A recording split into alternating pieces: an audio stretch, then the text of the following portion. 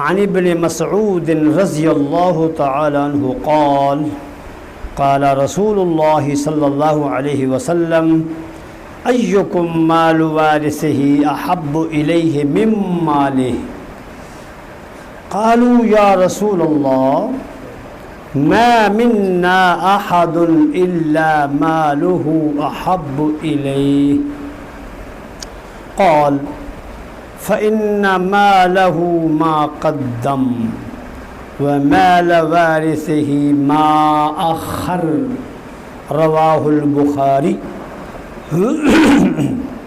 سیدنا عبداللہ بن مسعود رضی اللہ تعالی عنہ سے روایت ہے، انہوں نے کہا کہ رسول اللہ صلی اللہ علیہ وسلم نے فرمایا، اے میرے صحابہ مجھے ایک بات بتاؤ،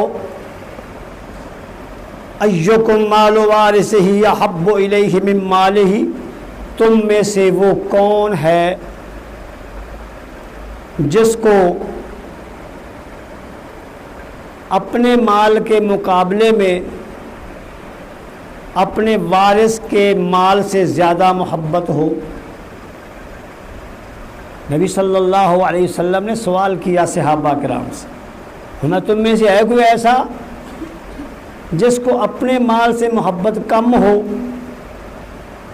لیکن چچا کے مال سے، ماموں کے مال سے، بھتیجے کے مال سے، بھانجے کے مال سے، بیٹی کے مال سے زیادہ محبت ہو؟ اپنے مال سے محبت کم ہو، جو میرا ذاتی مال ہے، جو میری ذاتی جائیداد ہے، اس سے محبت تھوڑی، اور اپنے رشتہ داروں کے مال سے محبت زیادہ۔ تم میں سے کوئی ایسا ہے؟ نبی صلی اللہ علیہ وسلم نے سوال کیا تو صحابہ کرام نے فوراً جواب دیا،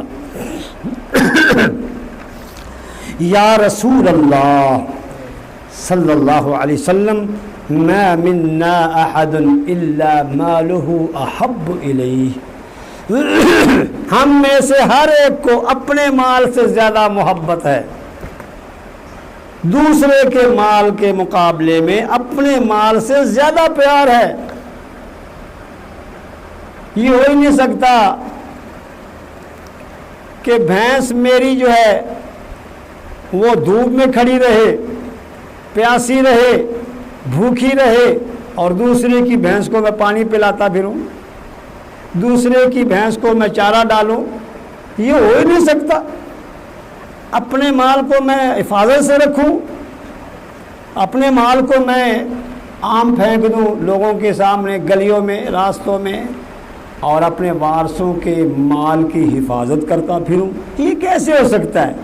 ہم میں سے ہر ایک اپنے مال سے زیادہ محبت رکھتا ہے۔ صحابہ کرام نے جواب دیا تو نبی صلی اللہ علیہ وسلم نے، یہ آپ کا ایک انداز تھا، وہ کوئی بات سمجھانے کے لیے ایک انداز اختیار کرتے تھے، یہ بھی ایک انداز تھا کہ سوال کرتے تھے۔ جب سوال کیا جاتا ہے تو آدمی چکنا ہو جاتا ہے، توجہ بڑھ جاتی ہے۔ سوال کیا، پھر اب جب صحابہ کرام نے جواب دیا تو اب اصل بات بتلائی، ہمیں پھر سنو، فَإِنَّ مَالَهُ مَا قَدَّمَ، فرمایا کہ تیرا مال وہ ہے جو تو نے اللہ کے راستے میں دے دیا۔